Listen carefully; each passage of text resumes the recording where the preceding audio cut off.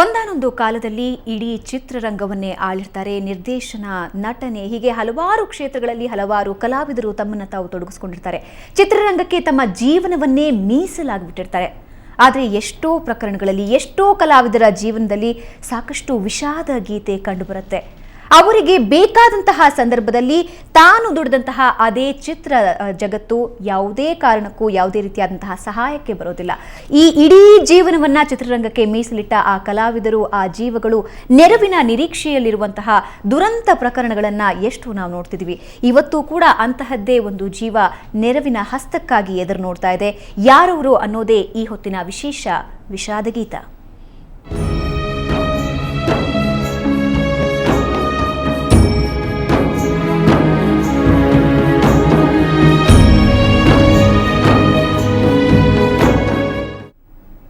ಲಕ್ಷ್ಮಣ್ ರಾವ್ ಮೋಹಿತೆ. ಬಹುಶಃ ಈ ಹೆಸರನ್ನ ನೋಡಿದ್ರೆ ಸ್ವಲ್ಪ ಗಮನ ಹರಿಸೋದು ಕಮ್ಮಿ. ಆದರೆ ಗೀತ ಪ್ರಿಯ ಅನ್ನೋ ಒಂದು ಹೆಸರು ಹೇಳ್ತಿದ್ದ ಹಾಗೆ ಚಿತ್ರತಂಡ, ಚಿತ್ರರಂಗ ಒಂದು ಸಲ ತಿರುಗಿ ನೋಡುತ್ತೆ. ಯಾಕಂದ್ರೆ ಸುಮಧುರ ಗೀತೆಗಳ ಸೃಷ್ಟಿಕರ್ತ ಆತ. ಅದ್ಭುತ ಹಲವಾರು ಚಿತ್ರಗಳನ್ನ ನಿರ್ದೇಶನ ಮಾಡಿ ಹಲವಾರು ಸ್ಟಾರ್ಗಳಿಗೆ ಅವಕಾಶ ಗಿಟ್ಟಿಸಿದಂತಹ ಅದೇ ನಿರ್ದೇಶಕ ಇವತ್ತು ನೆರವಿನ ಹಸ್ತಕ್ಕಾಗಿ ಎದುರು ನೋಡ್ತಾ ಇದ್ದಾರೆ. ಏನವರ ದುರಂತ ಕಥೆ ತಿಳಿಯೋಣ ಬನ್ನಿ.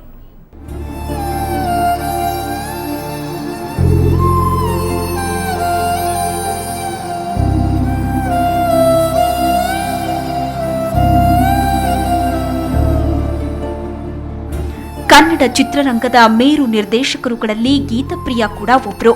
ಸುಮಾರು 30ಕ್ಕೂ ಹೆಚ್ಚು ಚಿತ್ರಗಳನ್ನ ನಿರ್ದೇಶನ ಮಾಡಿರೋ ಇವರು ಸಾಕಷ್ಟು ಚಿತ್ರಗಳಿಗೆ ಗೀತರಚನೆ ಕೂಡ ಮಾಡಿದ್ದಾರೆ.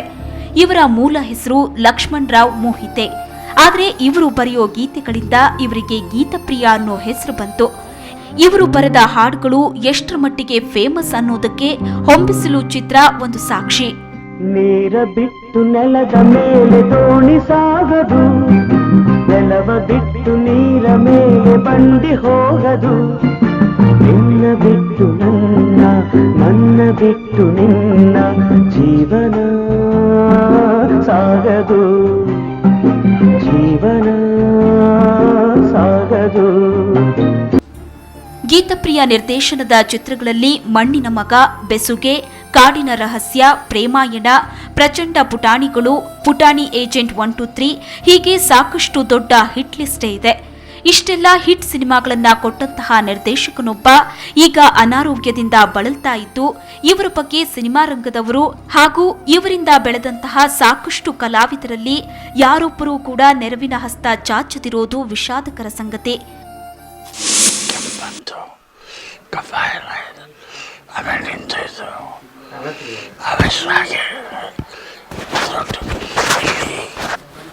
ಇನ್ಫೆಕ್ಷನ್ ಆಗಿದೆ, ಬ್ಲಾಕ್ ಆಗಿದೆ. ಸ್ಕ್ಯಾನ್ ಮಾಡಿದ್ದಾರೆ, ಈಗ ಇದೇ ಫೋಟೋಸ್ ಸ್ಕ್ಯಾನ್ ಮಾಡಿದ್ದಾರೆ.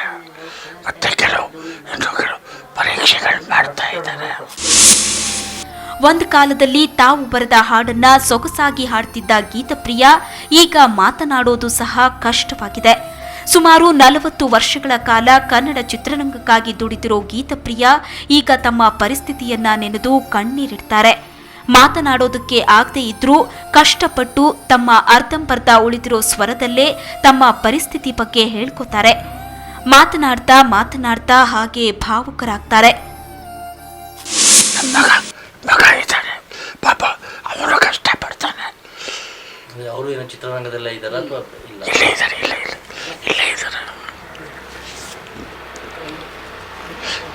ಇದ್ದಾರೆ. ಚೆನ್ನಾಗಿ ನೋಡ್ಕೊಳ್ತಾರೆ, ಅವರು ಒಪ್ಪಿದ್ದಾರೆ. ಆದರೆ ಎಲ್ಲರೂ ಅವ್ರ ಮೇಲೆ ಡಿಪೆಂಡ್ ಮಾಡ, ಮತ್ತಿಂದ ಅಭ್ಯಾಸನೇ ಇಲ್ಲ. ಇನ್ನೊಬ್ಬರನ್ನ ನೀವು ಕೊಡಿ ಒಬ್ಬರನ್ನ ಕೇಳಿ ಅಭ್ಯಾಸನೇ ಇಲ್ಲ.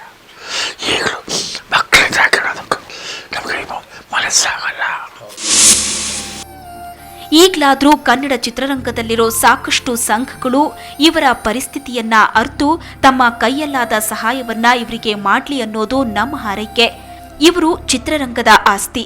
ಇವರನ್ನ ಕಾಪಾಡಿಕೊಂಡು ಹೋಗಬೇಕಾದುದು ಕನ್ನಡ ಚಿತ್ರರಂಗದವರ ಧರ್ಮ. ಇಲ್ಲವಾದಲ್ಲಿ ಮುಂದೊಂದು ದಿನ ಕನ್ನಡ ಚಿತ್ರರಂಗದ ಹಿರಿಯ ತಲೆಗಳೆಲ್ಲ ಇದೇ ರೀತಿಯ ಪರಿಸ್ಥಿತಿಯನ್ನ ಎದುರಿಸಬೇಕಾಗಿ ಬರುತ್ತೆ ಅನ್ನೋದಂತೂ ಕಟು ಸತ್ಯ. ಸಂದೀಪ್, ಎಂಟರ್ಟೈನ್ಮೆಂಟ್ ಬ್ಯೂರೋ, ಸುವರ್ಣ ನ್ಯೂಸ್ 24/7. ಕನ್ನಡ ಚಿತ್ರರಂಗಕ್ಕೆ ಸಾಕಷ್ಟು ಕೊಡುಗೆಗಳನ್ನು ನೀಡಿ ಹಲವಾರು ಕಲಾವಿದರಿಗೆ ವೇದಿಕೆ ಒದಗಿಸಿಕೊಟ್ಟ ಹಿರಿಯ ಜೀವ ಇವತ್ತು ಸಹಾಯದ ನಿರೀಕ್ಷೆಯಲ್ಲಿದೆ. ನಮ್ಮ ಜೊತೆ ಇದರ ತಮ್ಮ ಅನುಭವಗಳನ್ನು, ತಮ್ಮ ನೋವನ್ನು ಹಂಚಿಕೊಳ್ಳೋದಕ್ಕೆ ಗೀತಪ್ರಿಯ ಸ್ವತಃ ನಮ್ಮ ಜೊತೆ ಇದ್ದಾರೆ. ಹಾಗೆ ಅವರ ಪತ್ನಿ ಸುಶೀಲಾ ನಮ್ಮ ಜೊತೆ ಇದ್ದಾರೆ. ಇಬ್ಬರಿಗೂ ಕಾರ್ಯಕ್ರಮಕ್ಕೆ ಸ್ವಾಗತ. ವೀಕ್ಷಕರೇ, ಇದಕ್ಕೂ ಮುಂಚೆ ಇದೀಗ ಬಂದ ಸುದ್ದಿಯ ಕಡೆ ಗಮನ ಕೊಡೋಣ. ಕರಿಬಸವಯ್ಯ ಅವರು ಇನ್ನಿಲ್ಲ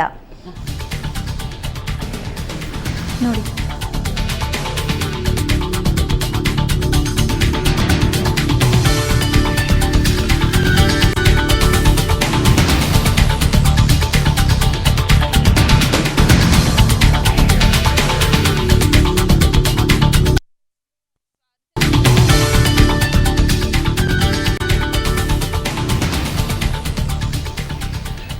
ತಮ್ಮ ಹಾಸ್ಯದ ಹೊನಲಿನ ಮೂಲಕ ಜನರಿಗೆ ಹಿತ ನೀಡ್ತಾ ಇದ್ದಂತಹ ಹಾಸ್ಯ ನಟ ಕರಿಬಸವಯ್ಯ ಇನ್ನಿಲ್ಲ. ಪ್ರೆಸ್ಟಿನ್ ಆಸ್ಪತ್ರೆಯಲ್ಲಿ ನಿಧನ ಹೊಂದಿದ್ದಾರೆ. ಇತ್ತೀಚೆಗಷ್ಟೇ ಅವರು ತಮ್ಮ ಮಗಳನ್ನ ಕೂಡ ಕಳೆದುಕೊಂಡಿದ್ರು.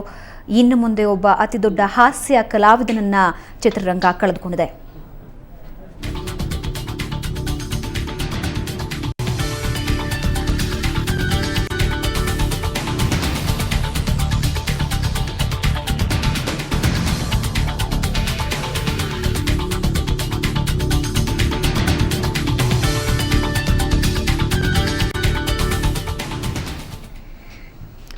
ಒಬ್ಬ ಅತ್ಯುತ್ತಮ ಕಲಾವಿದ ನಮ್ಮನ್ನ ಆಗಲಿದ್ದಾರೆ. ಅಲ್ಲದೆ ಹಿರಿಯ ಜೀವ ಒಂದು ಈಗ ನೆರವಿನ ನಿರೀಕ್ಷೆಯಲ್ಲಿದೆ. ಹಲವಾರು ಚಿತ್ರಗಳು, ಬೆಸುಗೆ, ಮಣ್ಣಿನ ಮಗ ಸೇರಿದಂತೆ ಅದ್ಭುತ ಚಿತ್ರಗಳನ್ನು ಚಿತ್ರರಂಗಕ್ಕೆ ಕೊಟ್ಟಂತಹ ಆ ಸುಮಧುರ ಗೀತೆಗಳನ್ನು ಜನರಿಗೆ ಒದಗಿಸಿದಂತಹ ಇವತ್ತು ಆ ಹಾಡುಗಳನ್ನು ಕೇಳಿದ್ರೆ ಗುಣಗ್ತಾನೆ ಇರಬೇಕು ಅಂತ ಅನಿಸುತ್ತೆ. ನಿಜವಾಗಿಯೂ ಅಂತಹ ಒಬ್ಬ ಸೃಷ್ಟಿಕರ್ತ ಇವತ್ತು ಸಹಾಯದ ಹೊಸ್ತಿಲಲ್ಲಿ ನಿಂತಿದ್ದಾರೆ. ಸಹಾಯ ಮಾಡಿ ಅನ್ನೋ ನಿರೀಕ್ಷೆಯಲ್ಲಿದ್ದಾರೆ. ಸೊ ಗೀತಪ್ರಿಯ ನಮ್ಮ ಜೊತೆ ಇದ್ದಾರೆ. ಗೀತಪ್ರಿಯ ಅವರೇ, ಈಗ ನಿಮ್ಮ ಆರೋಗ್ಯ ಹೇಗಿದೆ?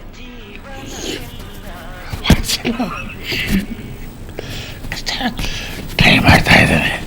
ಡಾಕ್ಟರ್ ಎಲ್ಲ ಹೇಳ್ತಾ ಇದ್ದಾರೆ ಆಪರೇಷನ್ ಮಾಡಬೇಕು. ಅದು ಸ್ವಲ್ಪ ನೋಡೋಣ ಅಂದ್ಬಿಟ್ಟು ಪ್ರಯತ್ನ ಮಾಡ್ತಾ ಇದ್ದೀವಿ. ನೋಡೋಣ, ಅದಕ್ಕೆ ಲೇಟಸ್ ಆ ಕಾನ್ಫಿಡೆನ್ಸ್ ಇರಲಿ ಅಷ್ಟೇ. ಆ ಕಾನ್ಫಿಡೆನ್ಸ್ ಮೇಲೆ ಬರುತ್ತೆ. ಯಾವಾಗಿಂದ ಶುರುವಾಯ್ತಮ್ಮ ಈ ರೀತಿ ತೊಂದರೆ? ಈಗ 3 ತಿಂಗಳಾಯ್ತಮ್ಮ. ಏನ್ ತೊಂದರೆ? ಏನು, ಯಾವಾಗ ಪ್ರಾರಂಭ ಆಯ್ತು? ಯಾವ ರೀತಿ ಪ್ರಾರಂಭ ಆಯ್ತು? ಫಸ್ಟ್ ಕೆಮ್ಮು ಶುರು ಆಯ್ತು. ಕೆಮ್ಮಾದ್ಮೇಲೆ ಕಫ ಸುಮಾರು ದಿವಸ ಇತ್ತು. ಆಮೇಲೆ ಇದ್ದಕ್ಕಿದ್ದಾಗೆ ಕೆಮ್ಮು ಇದೆಲ್ಲ ಕಮ್ಮಿ ಆಯಿತು. ವಾಯ್ಸ್ ಈ ಥರ ಇತ್ತು. ಇವತ್ತು ಸರಿ ಹೋಗ್ಬೋದು, ನಾಳೆ ಸರಿ ಹೋಗ್ಬೋದು ಅಂತ ಅಂದ್ಕೊಂಡಿದ್ದು. ಅದು ಬರ್ತಾ ಬರ್ತಾ ಬರ್ತಾ ವಾಯ್ಸ್ ಇದು.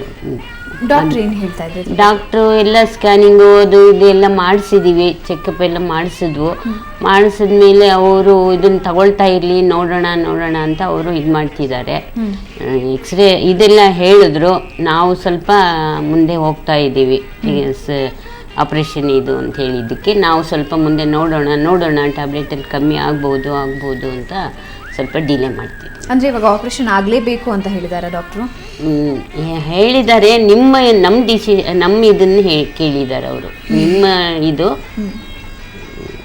ಮತ್ತೆ ಬರುತ್ತೆ ಅನ್ನೋದು ನಾವು ಇದು ಹೇಳೋಕ್ಕಾಗಲ್ಲ, ನೋಡಿ ಅಂತ ಹೇಳಿ ಅವ್ರು ನಮ್ಮ ಮೇಲೆ ಡಿಪೆಂಡ್ ಆಗಿದ್ದಾರೆ. ಸೊ ಎಷ್ಟು ಜನ ಮಕ್ಕಳು ನಿಮಗೆ? ನನಗೆ 3 ಹೆಣ್ಣು 1 ಗಂಡು. ಓಕೆ, ಏನು ಮಾಡ್ತಿದ್ದಾರೆ ನಿಮ್ಮ ಮಗ? ಇದು ಕಾರ್ಬನ್ ಕಂಪ್ನಿಯಲ್ಲಿ ಕೆಲಸ ಮಾಡ್ತಿದ್ದಾರೆ. ಸೊ ಒಬ್ಬರೇ ಎಲ್ಲ ಜವಾಬ್ದಾರಿನೂ ವಹಿಸಬೇಕಾ ಈಗ? ಎಲ್ಲ ಜೊತೆಲಿ ಇದ್ದೀವಿ. ಅವನ ಜೊತೆಲೇ ನಾವು ಇರೋದು. ಎಲ್ಲ ಮೇಂಟೈನ್ ಆಗುತ್ತಮ್ಮ? ಒಬ್ಬನೇ ಮಗ ಎಲ್ಲ ಆಗ್ತಾ ಇದಮ್ಮ. ಏನೋ ನೋಡ್ಕೊಂಡು ಚೆನ್ನಾಗಿ ನೋಡ್ಕೊತಾನೆ ಮಗ. ಒಳ್ಳೆ ಹುಡುಗ, ನಡೀತಾ ಇದೆ. ನಿಜವಾಗಿಯೂ ಆಶ್ಚರ್ಯ ಅನ್ಸುತ್ತೆ. ಯಾಕಂದ್ರೆ ಒಬ್ಬ ಅದ್ಭುತ ಸೃಷ್ಟಿಕರ್ತ ಎಷ್ಟೋ ಸ್ಟಾರ್ಗಳಿಗೆ ಅವಕಾಶ ಕೊಟ್ಟಂತಹವರು ಇವತ್ತು ಇಂತಹ ಪರಿಸ್ಥಿತಿಯಲ್ಲಿದ್ದಾರೆ. ಇವರ ಚಿತ್ರ ಜೀವನ ಹೇಗೆ ಪ್ರಾರಂಭ ಆಯ್ತಮ್ಮ? ಹೇಗೆ ಶುರು ಮಾಡಿದ್ರಿ ಸರ್ ನಿಮ್ಮ ಚಿತ್ರ ಜೀವನ? ನಾಟಕದಲ್ಲಿ ಆಕ್ಟ್ ಮಾಡ್ತಿದ್ರಿ. ಆವಾಗ ಪರಿಚಯ ಆಯಿತು ವಿಜಯ್ ಭಾಸ್ಕರ್.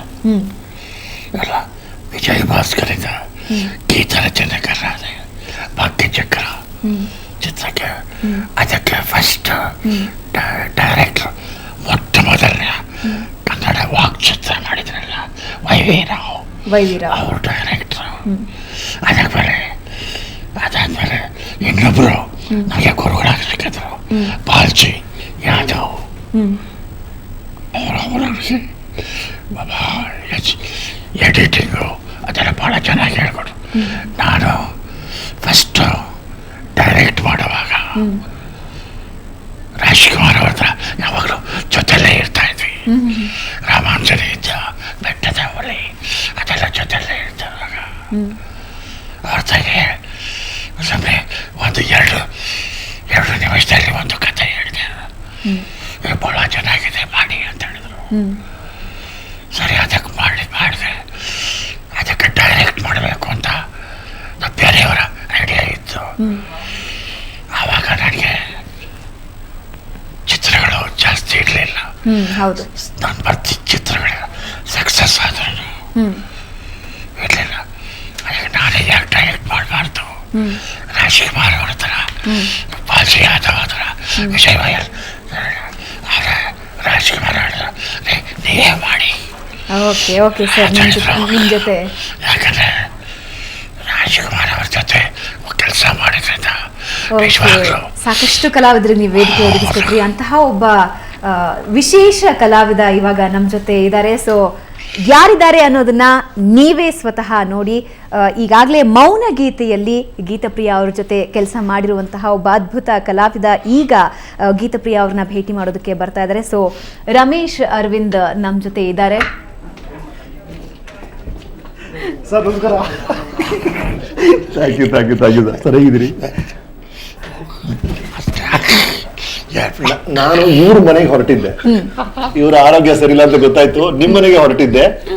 ನಮ್ಮ ಗೆಳೆಯರೊಬ್ರಿಗೆ ಫೋನ್ ಮಾಡಿದ್ದೆ, ಅವ್ರು ನಿಮ್ಮ ಮನೆಗೆ ಫೋನ್ ಮಾಡಿದ್ರಂತೆ. ಸಂಜೆ 6:30 ಬನ್ನಿ, ಈಗ ಸುವರ್ಣ ನ್ಯೂಸ್ ಅಲ್ಲಿ ಇದ್ದಾರೆ ಸರ್ ಅಂದ್ರು. ಸ್ಟ್ರೈಟ್ ಆಗಿ ಇಲ್ಲೇ ಬಂದ್ಬಿಟ್ಟೆ ಸರ್. ಬಹಳ ಸಂತೋಷ. ನಮ್ ಧ್ವನಿ ಎಲ್ಲ ಇವ್ರು ಕೇಳಿಸೋತ್ರ ಮಾಡಿದವ್ರು ಇವರು, ಹಾಗಾಗಿ ನಿಮ್ ಧ್ವನಿ ಖಂಡಿತವಾಗಿ ಸರಿ ಆಗುತ್ತೆ ಸರ್. ನಮ್ಮೆಲ್ಲರ ಪ್ರಾರ್ಥನೆ ಜೊತೆ ಇದೆ ಸರ್. ನನಗೆ ಜನ ನಂಬಿಕೆ ಇದೆ. ನಾನು ಆಕ್ಟ್ ಮಾಡಿದಂಥ ಮೊದಲನೇ ಚಿತ್ರ, ನಾನು ಕ್ಯಾಮ್ರಾ ಫೇಸ್ ಮಾಡಿದಂಥ ಮೊದಲನೇ ಚಿತ್ರ ಸಾರ್ ಡೈರೆಕ್ಟ್ ಮಾಡಿದಂಥ ಮೌನ ಗೀತೆ. ರಿಲೀಸ್ ಆಗಿದ್ದು ಸುಂದರ ಸ್ವಪ್ನಗಳು, ಹಾಗಾಗಿ ಬಾಲಚಂದ್ರ ಇಂಟ್ರೊಡ್ಯೂಸ್ ಮಾಡಿದ್ರು ಅಂತ ಆಯ್ತು. ಬಟ್ ನಾನು ಆಕ್ಟ್ ಮಾಡಿದ್ದು ಗೀತಪ್ರಿಯ ಅವ್ರ ನಿರ್ದೇಶನದಲ್ಲಿ. ಇವ್ರು ಮೌನ ಗೀತೆ ಅಂತ ಫಿಲ್ಮ್ ಡೈರೆಕ್ಟ್ ಮಾಡಿದ್ರು. ಸರ್ ನಿಮ್ಗೆ ನೆನಪಿದೆಯಲ್ಲ ಗೊತ್ತಿಲ್ಲ, ಅಮ್ಮ ಮೊದಲನೇ ಸಲ ನನ್ನ ಫ್ರೇಮ್ ಇಡಬೇಕಾದ್ರೆ ಸಾರು ಒಬ್ಬ ಹೀರೋ, ನನ್ಗೆ ಯಾವಾಗಲೂ ಬರ ಹೀರೋ ಹೆಂಗಿದೆಯೋ ಹೀರೋ ಅಂತಾನೆ ಕರೆಯೋರು. ಅದು ಹೀರೋ ಅಂತ ಹೇಳಿ ನಾವು ಹೀರೋ ಆಗ್ಬೋದು ಅಂತ ಒಂದು ವಿಶ್ವಾಸ ನಮ್ಮಲ್ಲಿ ಬಂದಿದ್ದ ಕಾರಣ ಅಂತ ವ್ಯಕ್ತಿಗಳು. ಅಂಡ್ ಫಸ್ಟ್ ಶಾಟ್ ಇವ್ರು ಇಟ್ಟಿದ್ದಮ್ಮ ನನಗೆ. ಫಸ್ಟ್ ಶಾಟ್ ಒಬ್ಬರು ಇಂಟ್ರೊಡ್ಯೂಸ್ ಮಾಡ್ಬೇಕಾದ್ರೆ ಸಾರ್ ಇಟ್ಟಿದ್ದು ನನ್ನ ಕೈಲಿ ಒಂದು ಕಪ್ ಕೊಟ್ಟು ನಾನು ಓಡ್ ಬಂದು ನಾನು ಗೆದ್ದೆ ಅಂತ ಹೇಳೋದು ಶ್ರೀನಾಥ್ ಅವ್ರಿಗೆ. ಅವ್ರು ಹೇಳಿದ್ರು ಮೊದಲನೇ ಶಾಟ್ ಹಂಗಿಡ್ಬೇಕು ಒಬ್ಬ ಹುಡುಗನಿಗೆ, ಯಾಕಂದ್ರೆ ಅವ್ನು ಗೆಲ್ಲಬೇಕು ಲೈಫಲ್ಲಿ ಅಂತ ಆಸೆ ಪಡುವಂಥ ವ್ಯಕ್ತಿ ಸರ್ ನೀವು. ಹಾಗಾಗಿ ನಮ್ಮೆಲ್ಲರ sir tell you your blessings ನಮಗಿರಲಿ. ಅಂಡ್ ನೀವು ಆದಷ್ಟು ಬೇಗ ಚೆನ್ನಾಗಬೇಕು sir. Thank you so much sir. Thank you. ಆಮೇಲೆ ಮನೇಲಿ ಬಂದು ಕಾಣ್ತೀವಿ.